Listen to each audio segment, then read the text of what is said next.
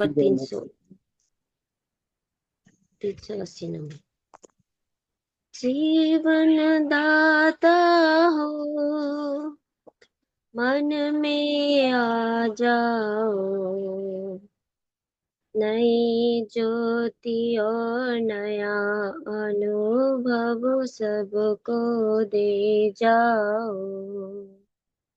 नई ज्योति और नया अनुभव सबको दे जाओ, नई सृष्टि हम सबको बनाकर नया जन्म प्रभु दीजो, नई सृष्टि हम सबको बनाकर नया जन्म प्रभु दीजो, नया हृदय और आत्मा देकर अपने स्तुति कराओ, नया हृदय और आत्मा देकर अपने स्तुति कराओ, जीवन दाता हो,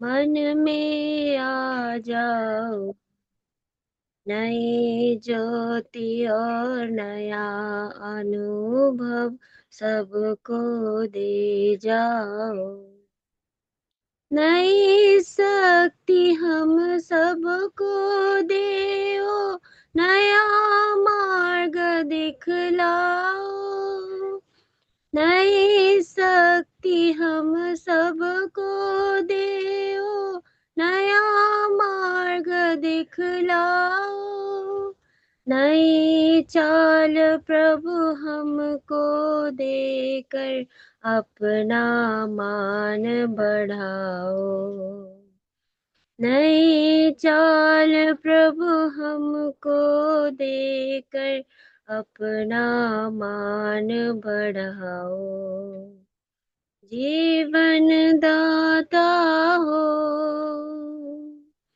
मन में आ जाओ, नई ज्योति और नया अनुभव सबको दे जाओ, नया पात्र प्रभु हमको बनाओ, जिसमें धन तेरा होवे, नया पात्र प्रभु हमको बनाओ, जिसमें धन तेरा होवे, नया हथियार प्रभु को बनाकर शैतान को हराओ, नया हथियार प्रभु हमको बनाकर शैतान को तुम हराओ, जीवन दाता हो,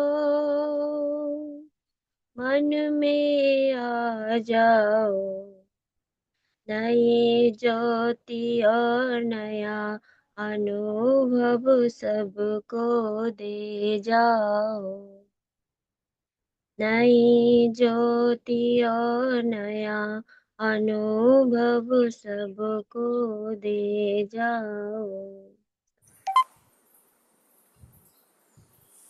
सबको जय मसीह की प्रभु यीशु मसीह के नाम में प्रभु को धन्यवाद देते हैं आज के दिन के लिए। प्रभु ने 2026 का आज 4 तारीख को प्रभु ने सहायता किया। प्रभु को धन्यवाद देते हैं। आइए आज मंडे का दिन है तो हम प्रार्थना में जाएंगे। प्रार्थना करने से पहले हम वचन को थोड़ा ध्यान करेंगे, फिर हम प्रार्थना में प्रवेश करेंगे। पहले हम पढ़ेंगे भजन की किताब, उसका 145 अध्याय, उसका 18 वचन। भजन संहिता साम 145 145 उसका 18 पद। जितने यहोवा को पुकारते हैं अर्थात जितने उसको सच्चाई से पुकारते हैं उन सबों के वह निकट रहता है। सबसे पहली बात है प्रार्थना का नियम है। प्रार्थना हमारा जन्म सिद्ध अधिकार है। प्रार्थना करने का अधिकार प्रभु ने हमको दिया है और ये अधिकार को इस्तेमाल करना है। लेकिन प्रार्थना करने का जो नियम है, जो प्रार्थना करने का जो जो तरीका है, पहला यहां पर कहता है कि जितने यहोवा को पुकारते हैं, सब लोग पुकारते हैं, परमेश्वर को दुहाई सब देते हैं, चाहे हम विश्वासी हो अविश्वासी हो या हम कोई भी हो, हम हर व्यक्ति जब संकट में समय में हम यहोवा को पुकारते हैं, परमेश्वर को पुकारते हैं। इसमें कोई बड़ी बात नहीं है। लेकिन नीचे कहता है अर्थात जितने यह उसको सच्चाई से पुकारते हैं। ये देखिए, ये यहाँ पर बात देखिए, सब लोग पुकारते हैं यहोवा को, उसमें कोई दो राय नहीं है, उसमें कोई शंका नहीं है। लेकिन नीचे का वचन कहता है अर्थात जितने उसको सच्चाई से पुकारते हैं। पहली बात है, हमारा आपका प्रार्थना सच्चाई से होना चाहिए। सच्चाई क्या है? सच्चाई हमारा प्रभु यीशु मसीह है, जो हमारे अंदर निवास करता है। जब हमने प्रभु को विश्वास किया, हमने सच्चाई को ग्रहण किया, सच्चाई जो प्रभु यीशु मसीह हमारे हृदय में रहता है, हमारे आपके जीवन से हमेशा सच्चाई की बात आना चाहिए। हमारे आपके जीवन में हमेशा सच्चाई की व्यवहार होना चाहिए।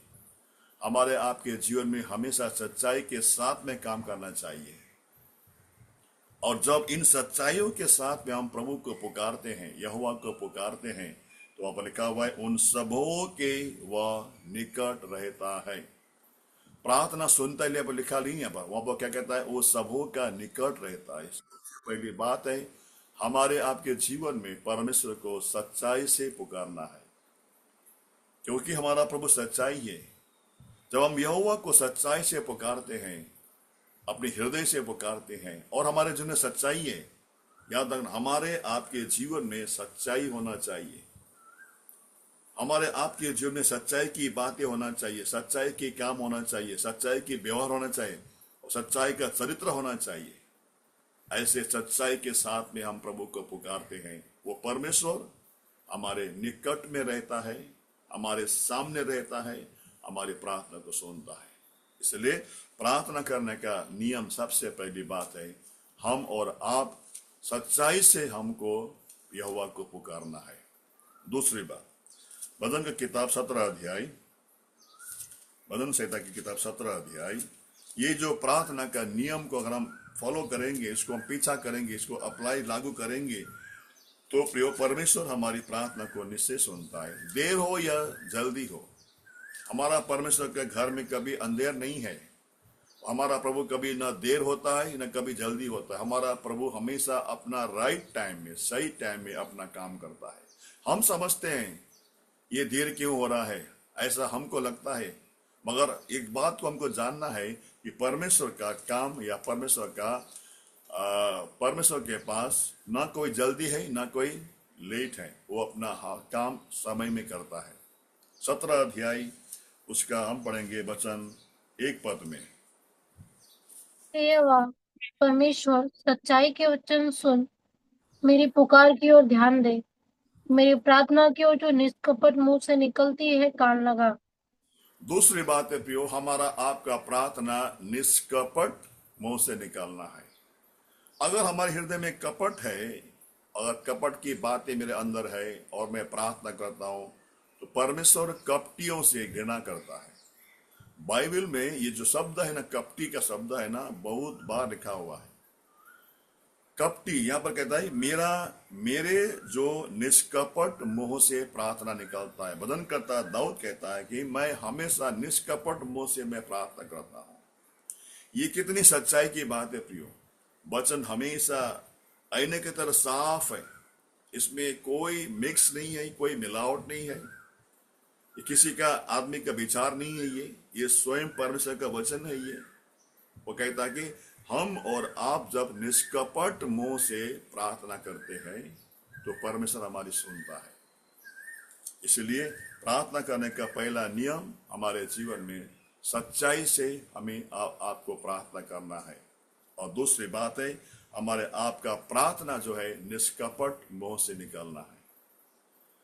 इसलिए परमेश्वर का जन, प्रभु के लोग, हमारे जीवन में हम जब प्रभु के सामने आते हैं, निष्कपट मुंह से हम प्रार्थना करते हैं, परमेश्वर कभी भी हमारी प्रार्थना को अनसुनी नहीं करता है। यह हमारा प्रभु का अनुग्रह है, प्रभु का दया है। ये दूसरी बात हो गया।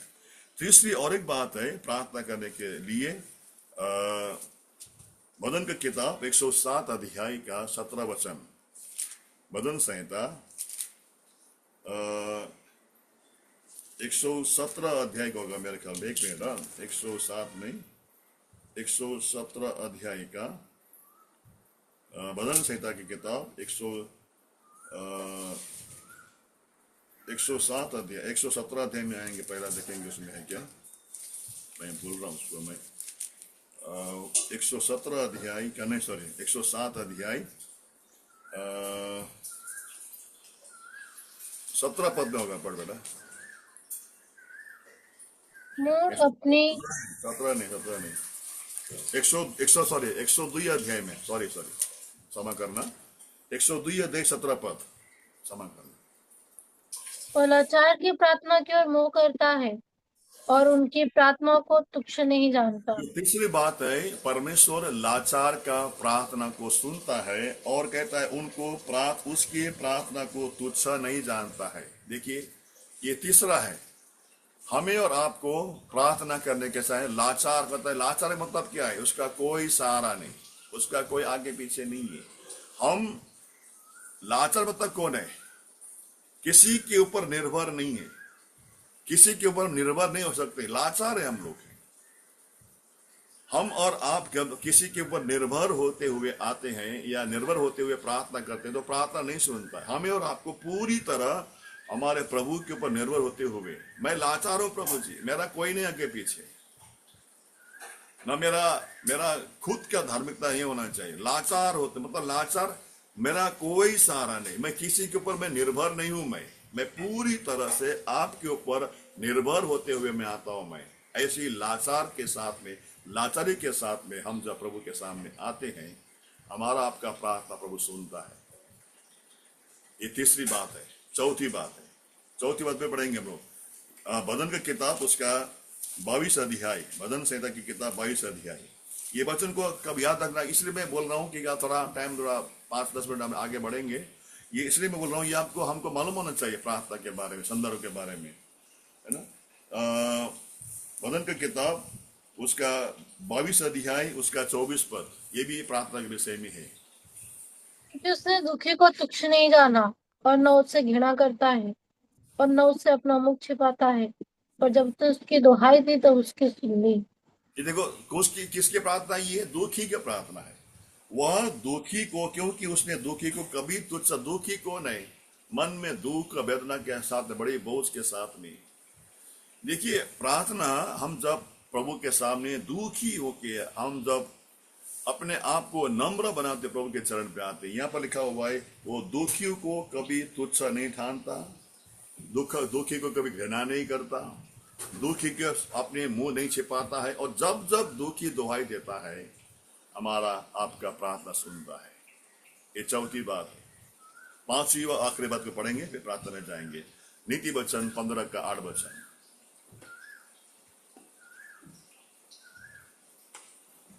दुष्ट लोगों के बलिदान से यहोवा घृणा करता है, परंतु वह सीधे लोगों की प्रार्थना से प्रसन्न रहता है। पांचवी विषय है, सीधे लोगों की प्रार्थना से प्रभु प्रसन्न होता है। सीधा लोग, मन का सीधा, मन का सच्चा, मन का दुखी, मन का लाचार, हमारा प्रभु ही तो चाहते प्रिय भाई बहनी, हमारा परमेश्वर। एक बार बैठा, एक बार फिर बढ़।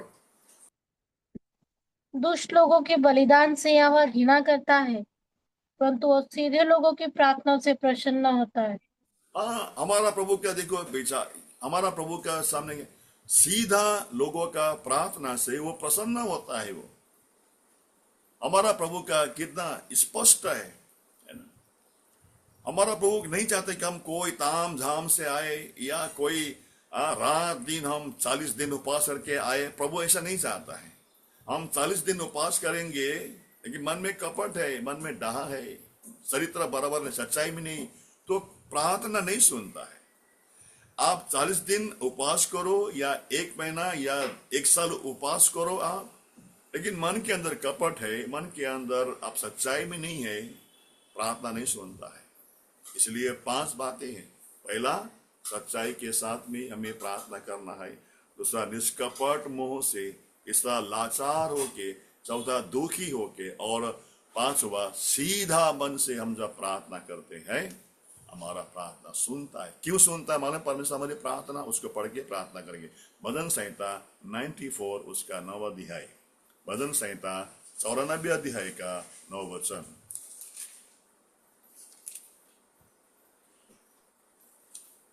जिसने कान दिया क्या वह आप नहीं सुनता?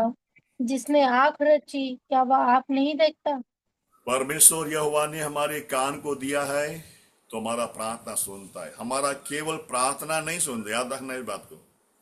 हमारा परमेश्वर केवल हमारी प्रार्थना को ही नहीं सुनता है, हमारा जो बातें हम बोलते हैं ना, फालतू की बातें, निकम्मे बातें, ये भी सुनता है परमेश्वर, याद रखना। जब हमारी प्रार्थना सुनता है तो हमारे मुंह से निकलने वाले निकम्मे बातें, फिजूल की बातें, बकवास की बातें भी सुनता है परमेश्वर।